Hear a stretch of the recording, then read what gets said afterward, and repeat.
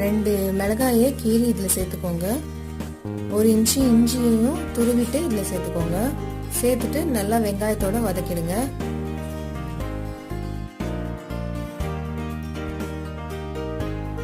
வெங்காயம் இந்த மாதிரி சுருங்கி ப்ரௌன் ஆனதுக்கப்புறம் நம்ம முளைக்கட்டின பட்டாணியை இதில் சேர்த்துக்கோங்க.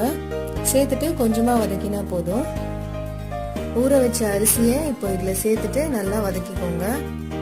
அரிசியோட கலர் கொஞ்சம் ப்ரௌனாக சேஞ்ச் ஆகிற வரைக்கும் இதை நல்லா ஃப்ரை பண்ணிகிட்டே இருங்க.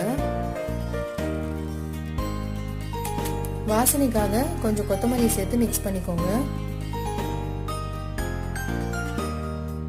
1 கப் அரிசி எடுத்தீங்கன்னா 2 கப் தண்ணியை நல்லா கொதிக்க விட்டுட்டு இதில் சேர்த்துக்கோங்க. தேவையான அளவு உப்பு சேர்த்துட்டு இதை மிக்ஸ் பண்ணி விட்டுக்கோங்க.